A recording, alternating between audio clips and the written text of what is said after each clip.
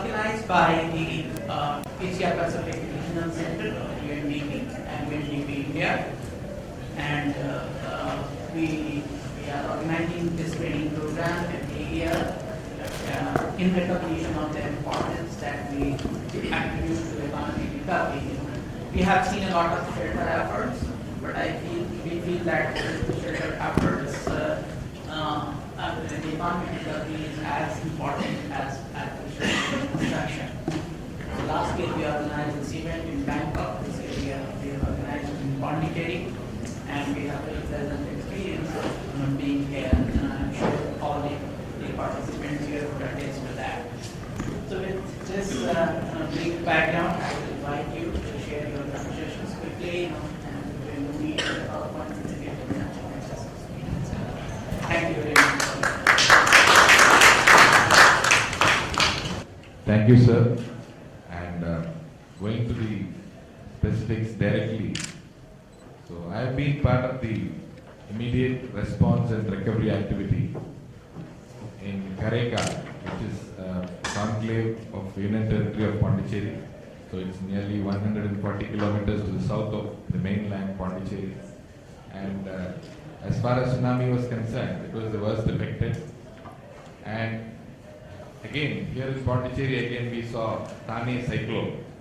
Now we are hearing about Haiyan in Philippines. So overall, tsunami was a very dreaded lesson for us. And we were only neither of us, to be very frank, we were never proactive. So only response and recovery was our only known stimulus to any such calamities which could take us. So, but after we went through the ordeal and after we knew about what was rehabilitation, what was the recovery, only then we could concentrate on what was mitigation and what was preparedness. And now, to a greater extent, during this Thane cyclone, we were much better prepared. And I wouldn't say that that could hold a lesson, because I could see a cross section of people here representing various regions with much varied experience. But in a small way, whatever we've learned, I think we can share it much for the better of updating our knowledge database. As immediate follow, as Sir said, definitely we were not short in building houses, in making them adopt to urban standards of living with sanitation, with drainage, with water tanks. We had difficulty in convincing a fisherman community to move into all those, to leave their houses near the beach, 200 meter, 300 meter, all coastal regulation zones, where their livelihood, we were trying to uproot them from their livelihood and put them into the newly constructed habitations, which were mirror images of their earlier households near the coast. We did have a lot of harrowing experiences during land acquisition, convincing people whether to allow them for a democratic process. If you say that you allow your people to select their own lands, you cannot have notification, CRZ or no build zone or all these things. So there have to be a middle path. To an extent we can give them their choice in selecting their places. But beyond that, we had to put our foot down to say that no, we are not going to allow you near the coast. So there had been some persuasion, some voluntary effort with the NGOs who helped us a lot, and the administration could come up with GOs. Many GOs which could not be implemented in the right spirit. The government were to take over their land closer to the sea and give them the land which was acquired and built, and with all those 30-meter lane roads and all these facilities. But it could not happen. We could give them home, build for everybody, but they would work, they would be in their old houses, and any alert or any emergency, only then they would come here.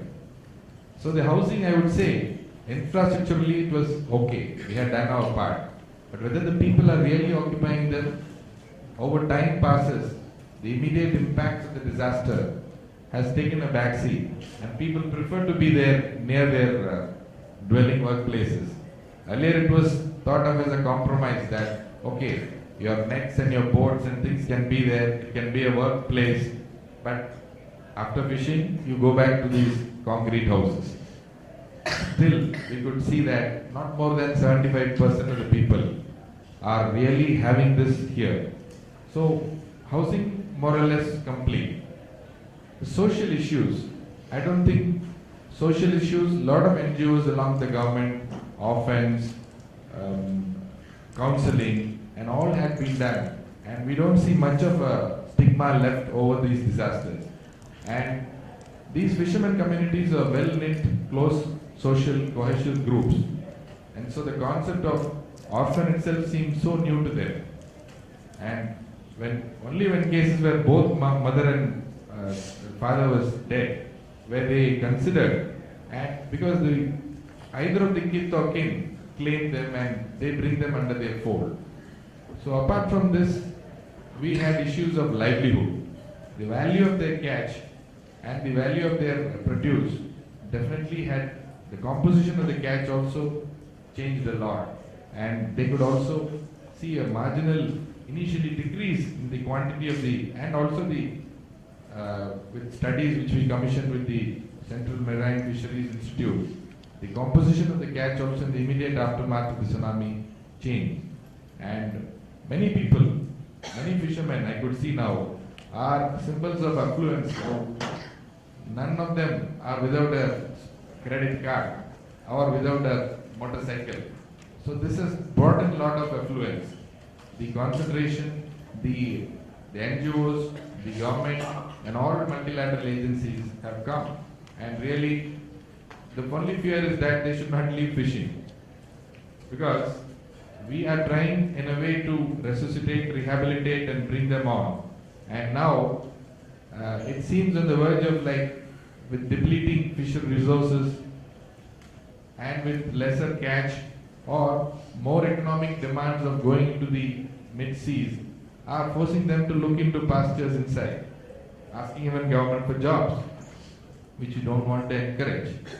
So, like the moratorium on fishing ban, 45-day period, all these things are thought of, and breeding of new plankton areas whereby fish finding devices, so intelligence or knowledge centers in the villages are being propped up using the MSSRF, MS Swaminathan Research Foundation methodology, as well as many other individual NGOs are doing such information which gives intelligence to the community to go to a particular area for their fishing.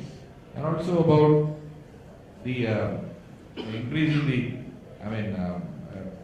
deploying boulders or creating of artificial coral reefs to encourage the presence of planktons.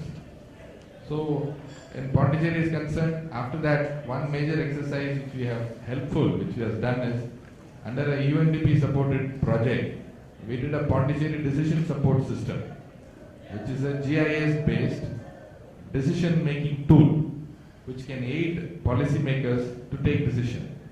It is a GIS tool with a digital elevation model which has many layers over the map, and a Google or imagery of a higher resolution can pinpoint your areas of vulnerability.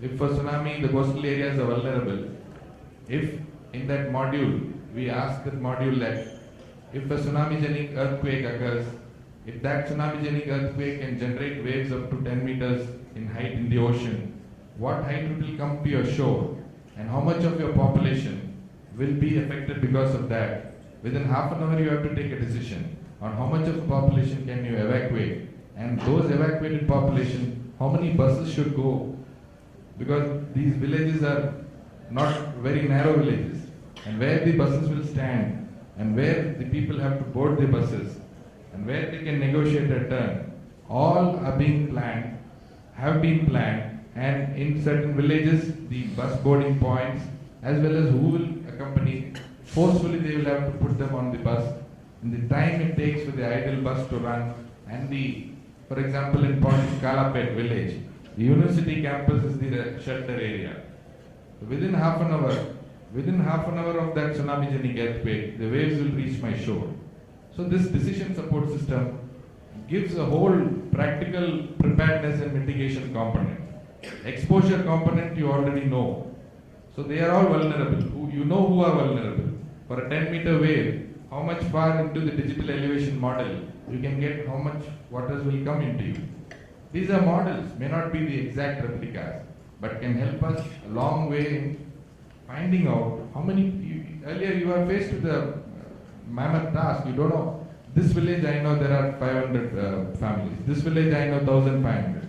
How many buses should I send there? How many buses to this village? How many buses? And parallelly, only if all occurs parallelly along the coast, we have 23 villages.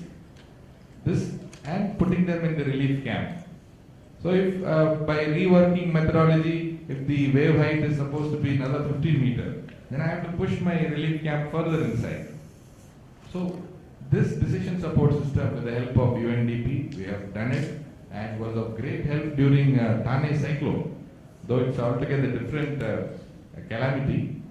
So the exposure module, the hazard module and the vulnerability module, apart from the database which you populate your GIS with police stations, fire stations, all pinpointed on the mark, what distance it is here, what distance. We have now extended to CBRN, chemical, biological, nuclear and radiation hazards. So what you should do, there's a chemical factory around, Kalpakam, so the nuclear power plant.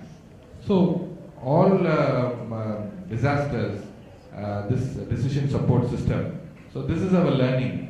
And I think most of you might have already done, and if not, though it may be an abstract science, we cannot call it an exact science, but abstract are the ways of learning.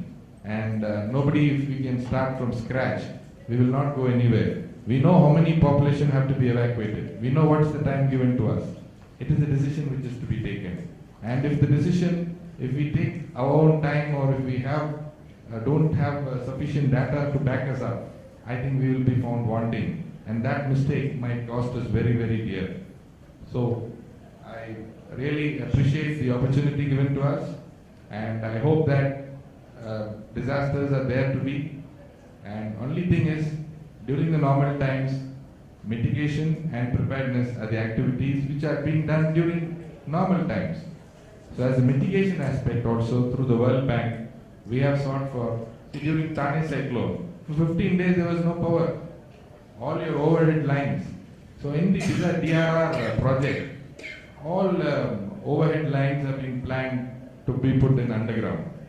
So it's a precautionary one. Retrofitting of all your existing buildings, old buildings. For housing, all thatched sheds, sheet houses, all non-Pakka, semi-Pakka houses are being given money to upgrade into a Pakka RCC structure. Any old structure, retrofit. So for each, for PWD, old bridges either have to be retrofitted or you don't wait until the disaster to happen, so that along not only with the cost, the life is also at stake. So for each hazard, each calamity, what are the responses of various stakeholders? And of course, community building. But as a government representative, our effort is to coordinate and facilitate all other organs to respond immediately. But the preparedness aspect, definitely capacity building, we have done, and through a lot of NGO efforts and multilateral agency support, we are in a position to alert everybody with VHF sets to all the coastal communities immediately, to the village head people. We have from the Emergency Operations Center. This BDSS decision support system is also screened at the Emergency Operations Center, and it is a 24/7 center, and with all phone lines, because in any major calamity, first casualty will be your communication line. So the secure communication line, we have authorized the police, wireless as well as our VHF to be the, and all your mostly cell networks would have been jammed. So each of the essential emergency support functions, and we have come out with the crisis management framework on which for any crisis, 11 such ESFs with a team leader and a rapid action force.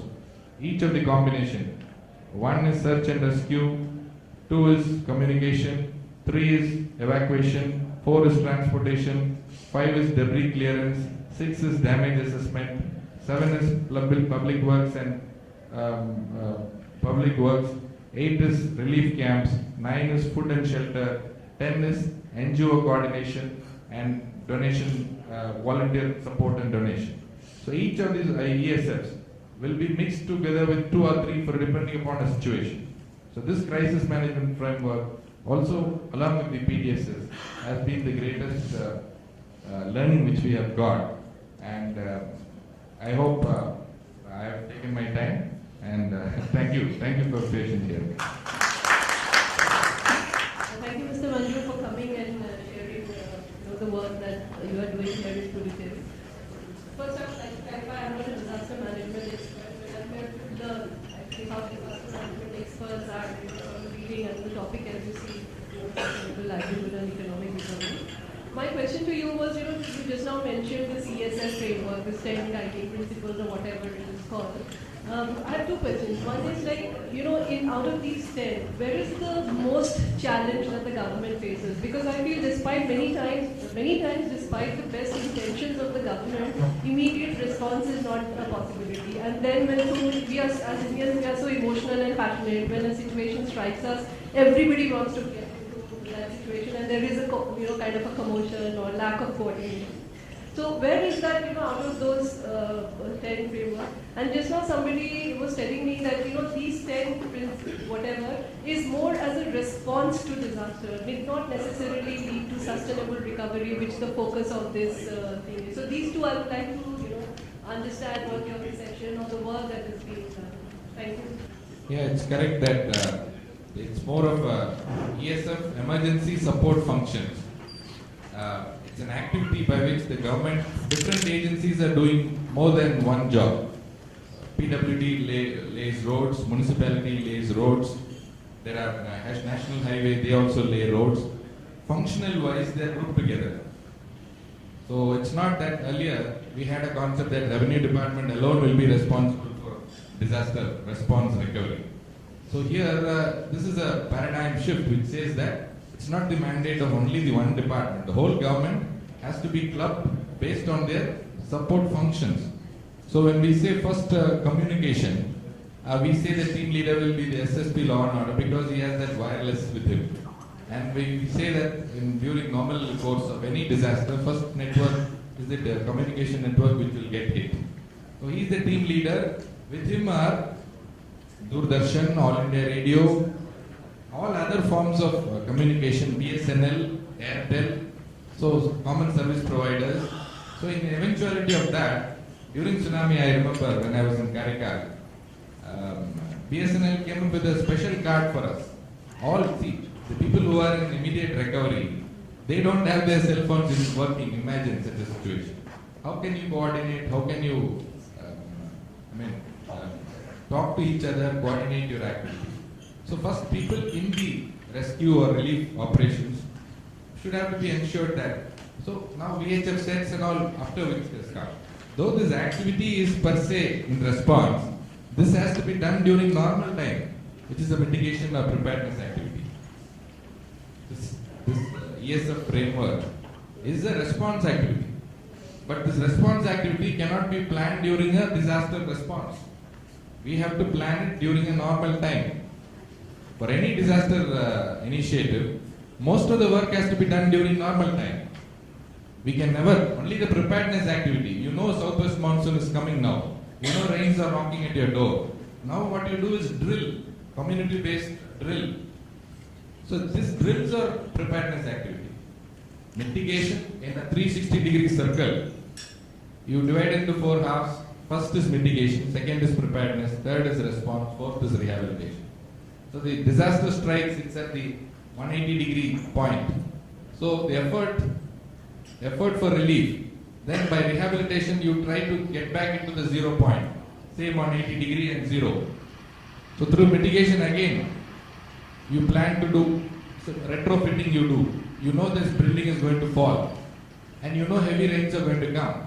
Landslides are going to happen. And you either prevent people from going into the landslide area. So we have, for example, ESF 1 is communication. ESF 2 is information, communication, and rumor mongering, dispelling of myths and rumors, helpline. So first communication is just the media.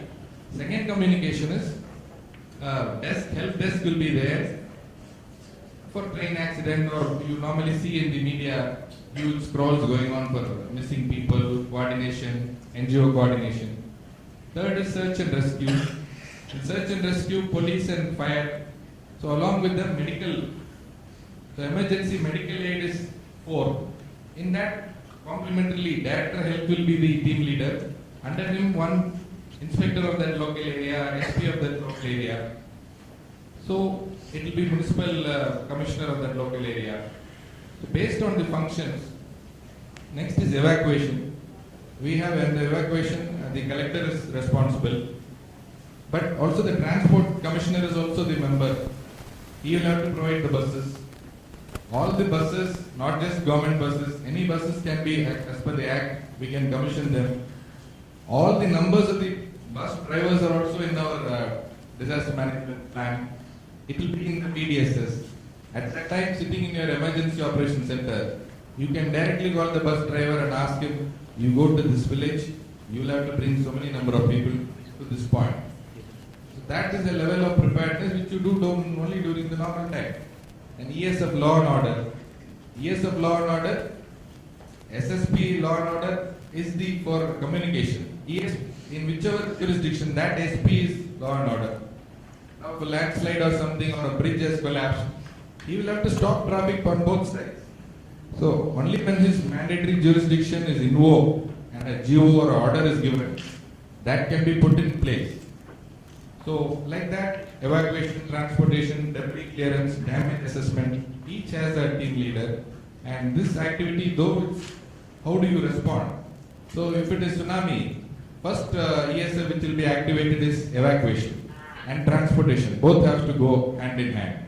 Communication would not have come in picture. These two units should be activated. And the team leaders of both will have to coordinate with the rapid action force. Communication also will be put in.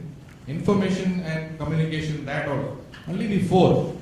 Search and rescue and all will not be activated at this time. That is after the event has occurred. Only search and rescue, or we know that we have evacuated. Only for human lives are we going to search. Damage to property is damage. We cannot prevent. So the full effort will be on these two categories. If it is for wind and heavy cyclone, again, first evacuation is going to safe shelters, moving them, relief. Now relief and food and civil supplies. So that's how, based on whatever is the impending calamity, the permutations and combinations among this 11 ESF frameworks are being attended, and that they will get their orders from the Emergency Operations Center. And multiple SMSs, messaging facilities are also there. So that bulk SMS is sent to all these people, can coordinate and bring it for delivery. I hope any other thing is...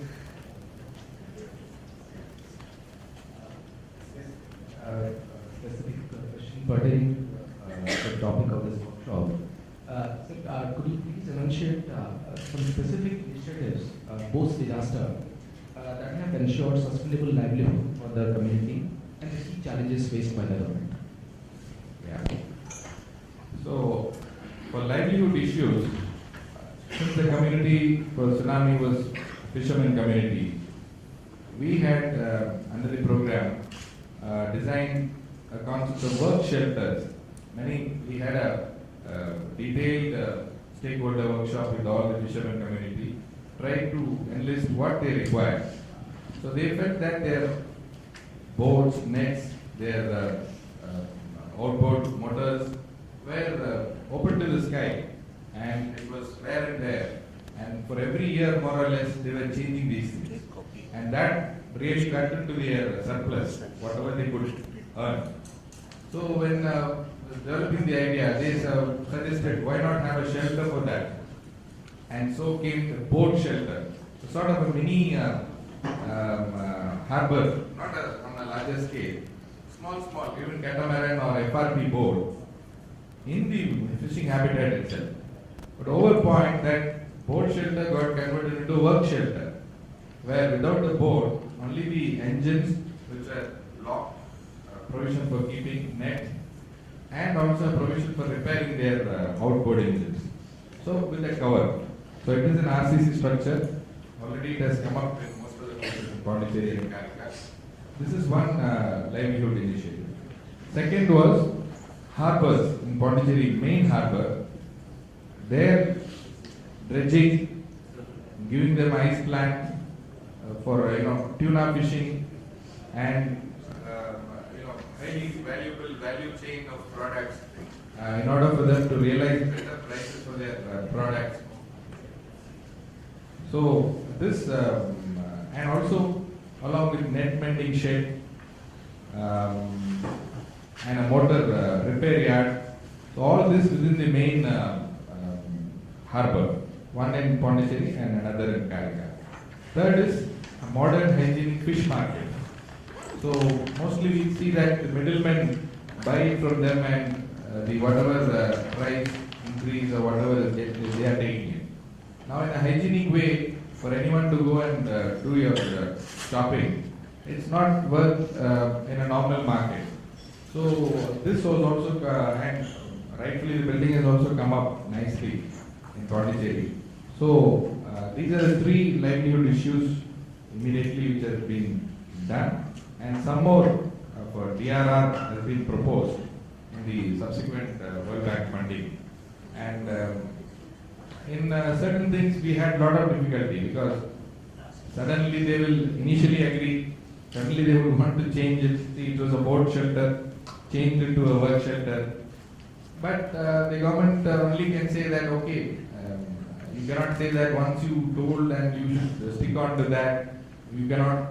So based upon their requirements, there were many changes and many objections by the World Bank that you should not change midway.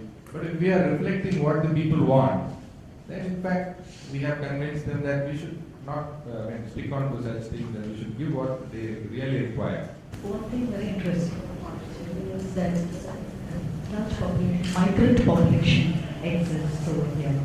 So I would be very interested in knowing how did you bring them into the relief activities as well as in livelihood long-term activities, because this is a very difficult group to deal with. Yeah, it's a difficult question.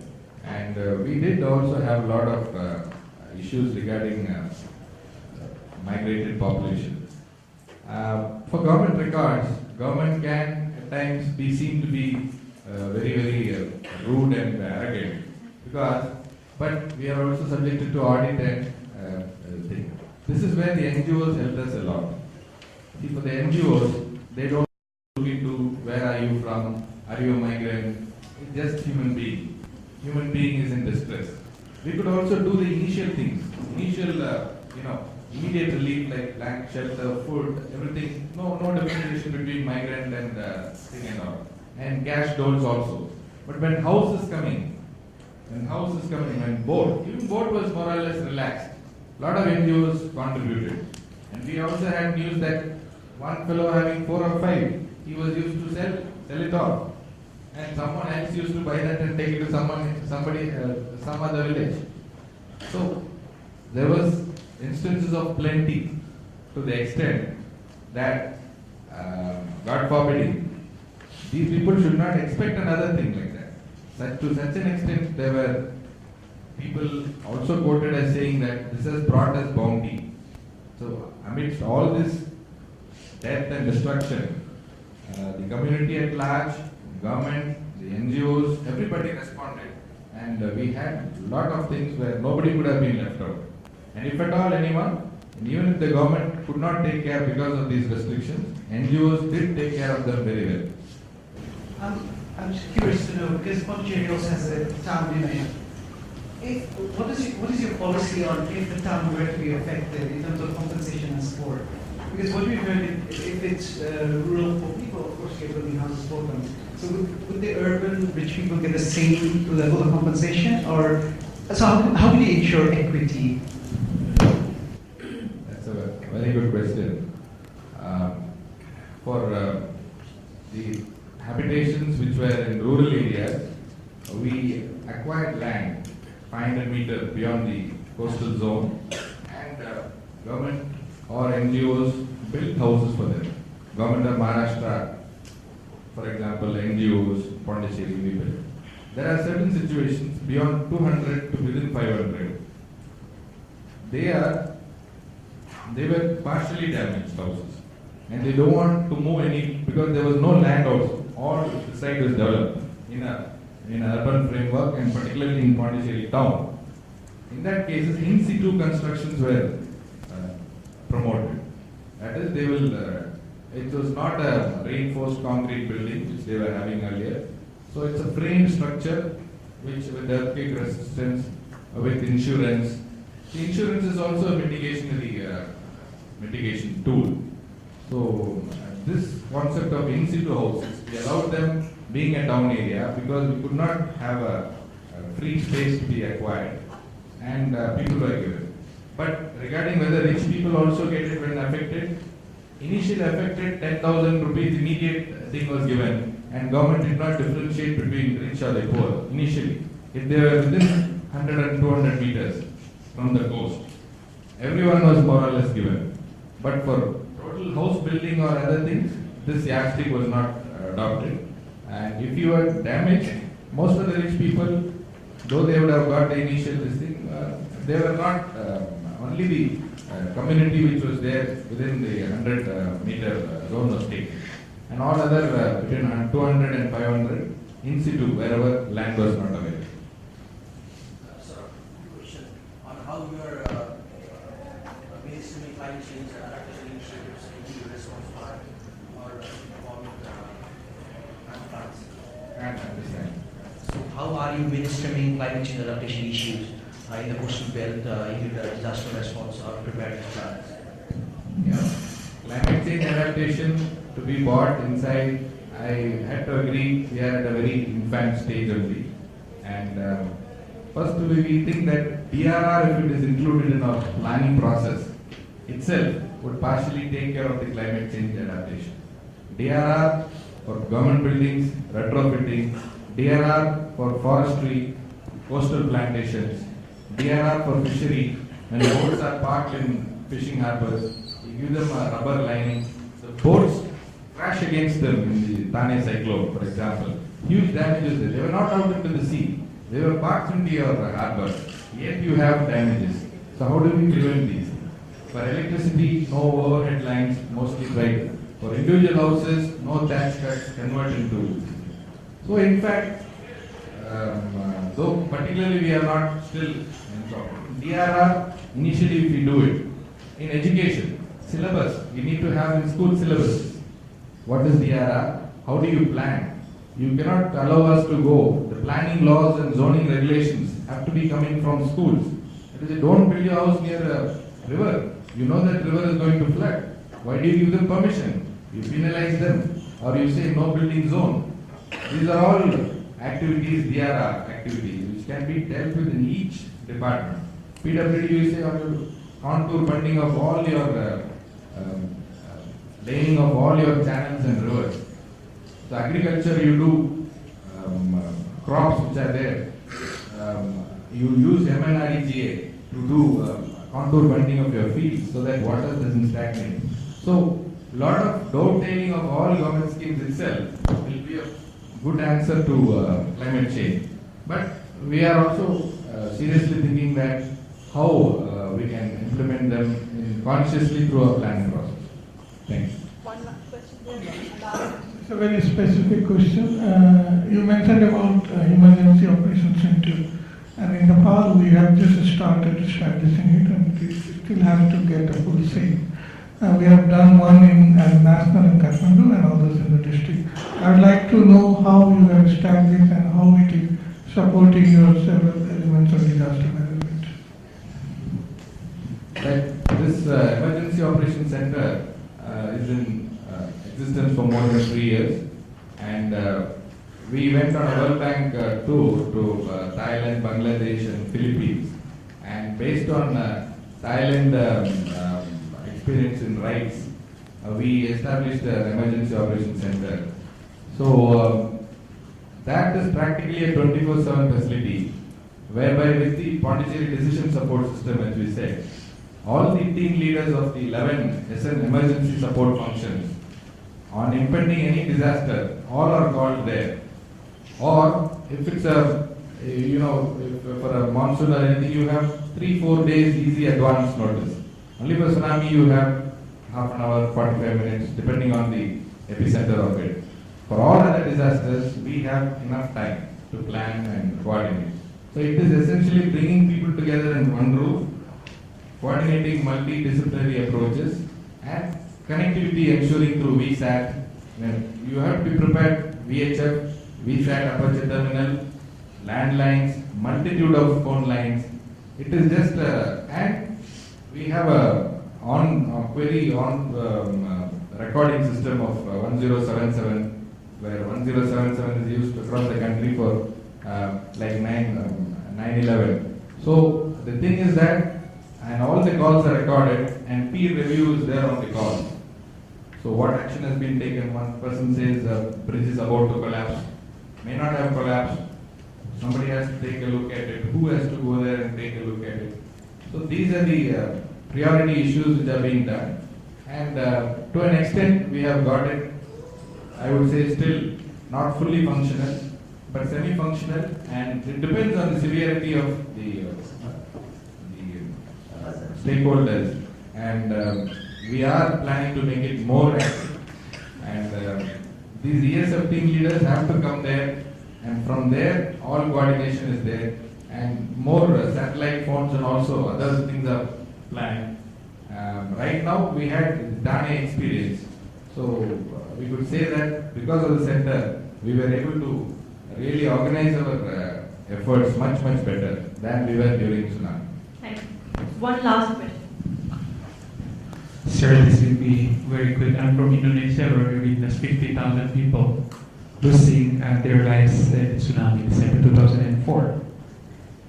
2 duplex earthquake happened last year, 8.1 and then 8.3 in Richter scale in the interval of 5 minutes. All this mitigation and preparedness were put in place in the aftermath of tsunami.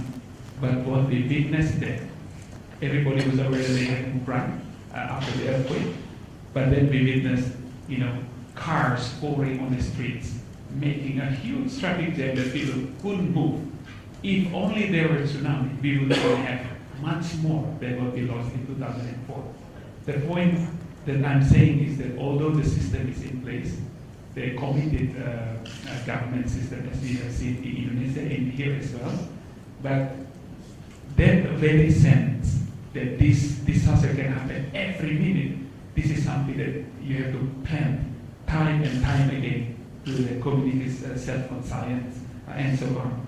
So I think in that case, you've got this emergency operation center, you've mentioned about all these preparedness measures, but I guess the challenge there is how that can be absorbed into the everyday life of people. I wonder whether you do have systems, mechanics, procedures, and so on to ensure that happens. Maybe something works for me would be very useful. Thank you. Definitely. Having systems in place is no guarantee or nothing can really say that, okay, we have done our work and we can rest. It finally boils down to each individual response.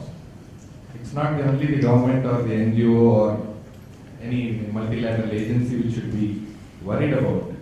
Unless it comes into our daily work, life ethic, that there are risks involved. So you know the risk, only then there is no risk. A-N-O-W, risk, N-O, risk. So we fail to appreciate that land is there. So I go and build a house very next to the river. Because when a poor fellow doesn't have a land, we cannot ask him to buy a cake. He doesn't have even the basic bread. So this puts, which is a priority. Now in that case, people are not fully aware. And the awareness, so the educational aspect of disaster management during mitigation itself, I think we also still don't claim that every system is in place. Even that we are far lagging. Small effort, because ours is a very small place.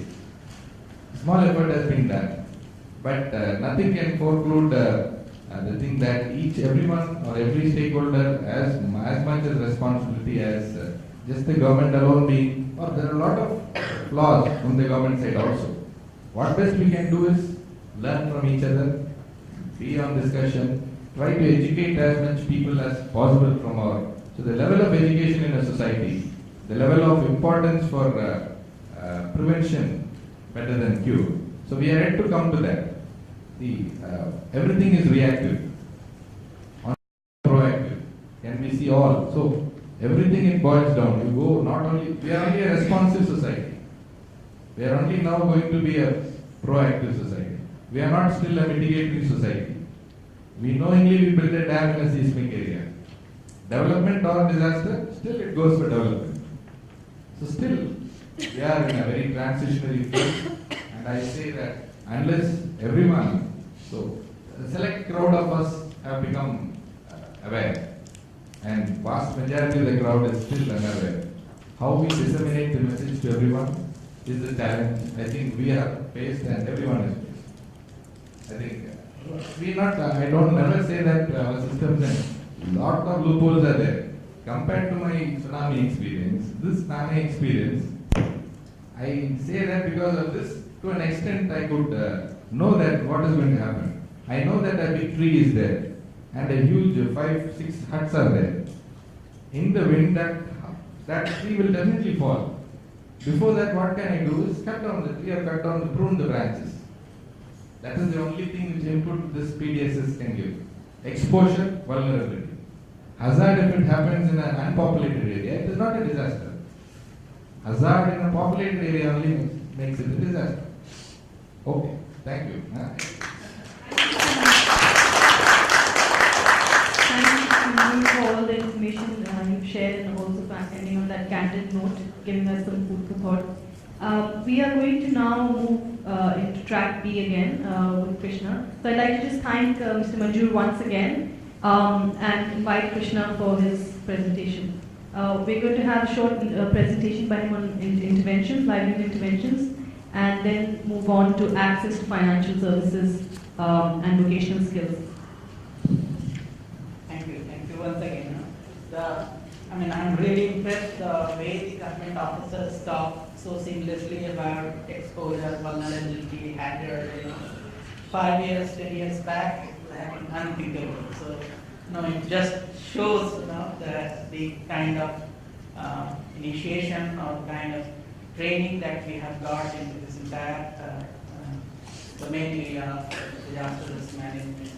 And I really appreciate Mr. Manjur's intervention. Thank you very much. Coming to this, our main,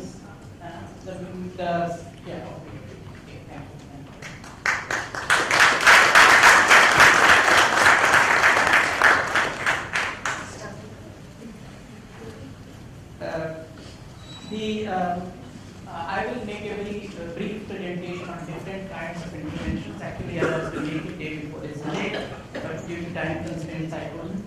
Now that you had the field visit yesterday, I think it's just a very brief familiarity with different. I'm sure you know all these interventions, but this presentation is more in the mode of recapitulation of different kinds, and so that you know that there's a range of interventions which is available, and our subsequent presentations today, subsequent sessions on different kinds of interventions would elaborate them, so you would be able to relate better to these interventions.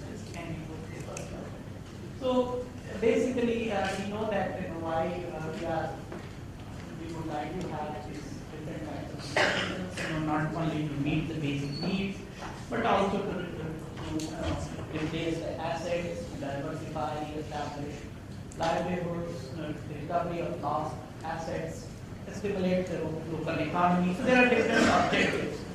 Let's go to the next one. Now, the first thing, and this has been food for work, this has been going on for a very long time, that the governments have been implementing for Work through Public Works program. And this has been more the case in the slow onslaught disasters, protracted droughts, the governments implement huge programs. And it's very helpful in those areas, and though people today are dismissive of Food for Work, but I have seen Food for Work being very effective, particularly in those areas where food is in deficit or the food prices are very high. I've seen that wherever the food has been disbursed in combination with the cash wages, it has been very, very effective. So, the wages are being paid in the form of food. It's generally the public programs. We have kind of canals or roads or bunds. So these kind of repairs go on, and the people come and work, and they get food as wages. Now there are different ways of distributing foods. Earlier, people would get food right at the workplace. Now they are given vouchers. We will discuss the vouchers later, and they will get the food grains at the ration shop. So, and what happens that the food ration is often calculated to be less than daily wage, so that there is self-targeting. So in all these programs, the self-targeting is very important. That only those people who are needy, they should come and join. So this is the next one. The Cash for Work, again, Cash for Work is now being advocated very strongly. It's now the most popular short-term intervention, track-aid intervention. It's not only organized by the governments, it's also organized by the NGOs for a very short time frame. We have also major programs like NREGS in India. It's basically a Cash for Work. Again, Cash for Work is started to work on certain public assets. In certain cases, they have also been tried in respect to individual assets, private assets, but generally the public assets, roads, public buildings, water sources, and again it targets the poorest, the most needy people.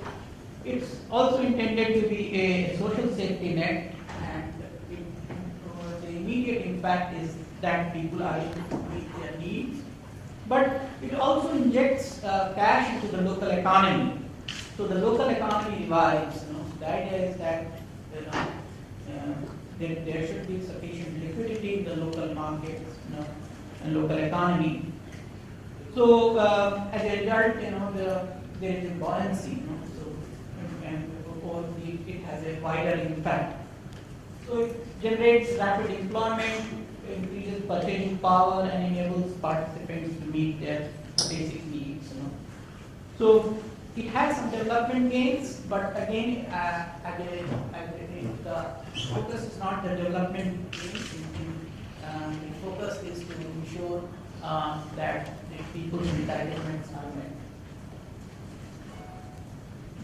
The cash support for livelihoods recovery, again, it's very popular. Though the governments don't have policies, and some of these policies are, some of these policies are developed specifically in response to a particular disaster, where the governments provide small grants to the people so that they can replace their assets or they can repair certain assets. So, say, for example, 1,000 rupees, 2,000 rupees, 5,000 rupees. This is depending upon the government policy, the availability of resources. These small grants are given. It's very important that the grants which are given are adequate. It should not be very small amount so that the people are not able to do anything about it. So there should be a minimum amount of grant that should be able to help people. So, and if it's given right in the earlier stages, I think it's very helpful. It's a typical track-aid intervention, and in developed countries, I think this cash support is given as a regular counter disaster response measure. This is again, so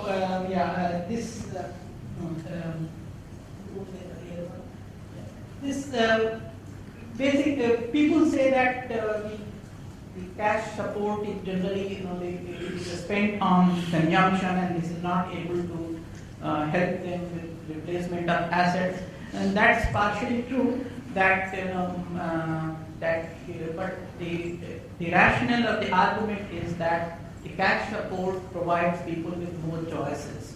So they can kind of prioritize their needs and spend their money accordingly. So the choice to spend is very, very important here. And at that stage, we should just trust the people and allow them to prioritize their needs, so that they and we should believe that they are in the best position to make a decision how to spend the money. Now, yesterday we had, this is the most important form of intervention, track B intervention, and yesterday during the visit we saw a range of income generating activities. I did not go into detail, I think it would be discussed today. A range of activities are taken, and it would consist of provision of training, provision of certain resources, assets to undertake a new income generating activity. Also, it's not about generating the income generating activity, it's also about diversifying it. And the idea is that the people should have ownership of assets. The assets are key to reducing vulnerability. The more assets they have, the less vulnerable they are. Similarly, they should have diversified sources of income. They should have diversified streams of income. So the more the diversification, less the vulnerability. So when we are planning the income generation activities, of course, there are a host of factors that need to be taken into account. But these are the crucial things. One is that we need to provide skills, assets. We need to diversify livelihoods, and we hope that some of these things are planned in a more sustainable way. Social funds. Social funds is something that people in this part of the world are not really familiar with. Social funds have been set up on a large, slowly they are catching up. Social funds have been set up in Africa and Latin America on a large scale basis. In India also there are certain kinds of social funds, but they have not been used as imaginatively as many other countries have. They provide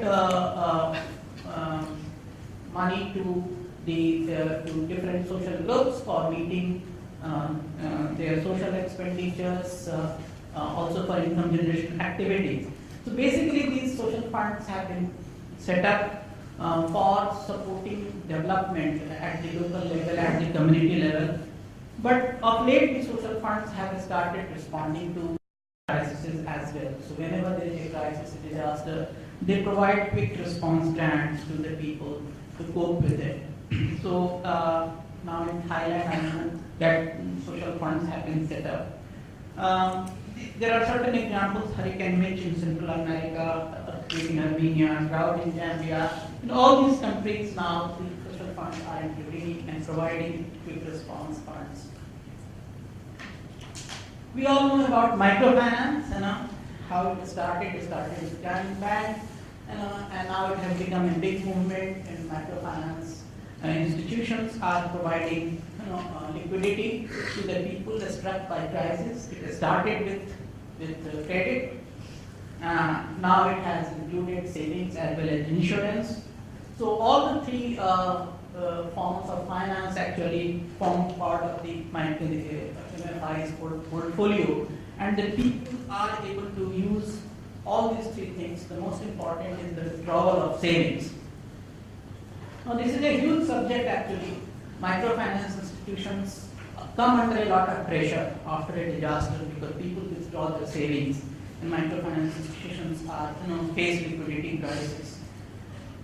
So they are very reluctant to part with the savings. So that's a serious constraint. Microinsurance is slowly catching up, and with more policy incentive, with more policy support. I think the microinsurance products will be available for the low-income group.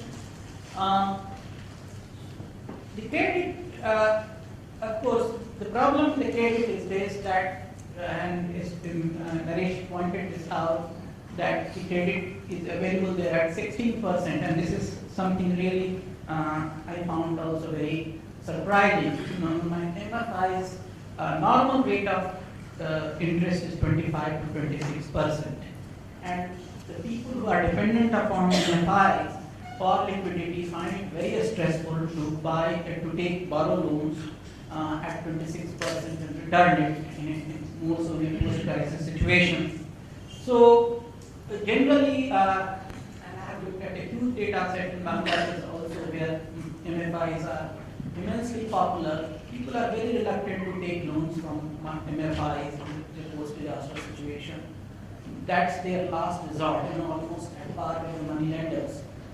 So, and sometimes they prefer money lenders rather than MFIs. So, it's a big challenge now for the MFIs to come up with appropriate products, appropriate services which can take care of the post-crisis needs of the people. So, microfinance is a very important instrument, but it has lots of limitations, and people's dependence upon microfinance is very limited for very obvious reasons. Commodity and cash vouchers, again, this is something which governments have devised to make these transactions more efficient, where they do not have to set up an elaborate system for providing assistance. They just issue the vouchers, and the people can redeem those vouchers at certain designated points. Now these vouchers are extensively used for disbursement of materials, shelter materials. So governments give the vouchers, and then people can go and collect these materials. Similarly, they can give the food coupons, again, and which people can go and redeem at the ration shops. Cash vouchers. Now, the cash vouchers also have a fixed cash value. They can be exchanged for number of items from designated shops, traders. So these are new developments which have been devised to make the operations more efficient, transparent. Monetization in subsidized cells.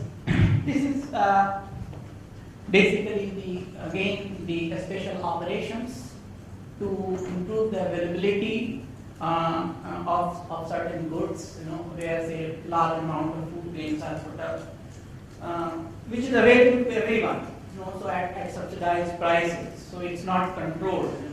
So idea is that the government subsidizes it at certain places so that anyone can come and buy it. It promotes purchases of local products. A typical, I think, track A and track B kind of response. Here, as its major impact is that it works as a cushion against inflation. The food prices are very high, and the government offloads a lot of food grains in the local market. It ensures food security and makes it available to the people at reasonable prices. Seeds and agricultural inputs, we know all about it. That it's again a very long-standing kind of assistance organized by the government. Whenever there is crop failure, the government provides seeds and other agricultural inputs. The problem with this assistance generally is across the countries we have seen, this assistance comes after assessment of the crop failure. Assessment takes a lot of time, and the government are generally very tardy in providing this kind of assistance. So the farmers generally lose their sowing season. So if they are dependent upon this kind of assistance, they are not able to replant immediately. So here there is a very strong case for improving the efficiency of the distribution of the seeds and agricultural inputs. And then the livestock support and fisheries. Again, we saw the operations yesterday in respect to fisheries. Livestock support again is very important asset for the farmers, and the faster the governments are able to replace, again, it's better it is for their agricultural operations. Now, in long run disasters, droughts, and all that, the governments need to provide different kinds of support, say provision of water, fodder, veterinary care. So sometimes the government set up the fodder depots, so where the fodder is sold at subsidized prices. They set up cattle camps where people can bring their cattle and cattle can get there. So there are different ways in which the livestock support is extended. Livestock perish in large numbers in hydrometeorological hazards, and there I think the replacement of livestock becomes very, very crucial to the revival of local economy. And there the government have a big role to play, and it becomes a very important component of economic recovery. Fisheries I did not discuss, we have discussed a lot. That's it. These are livelihood planning, what are the stages of intervention, what is the time frame for planning and implementation. We have discussed this and we will discuss it in subsequent sessions. So thank you very much.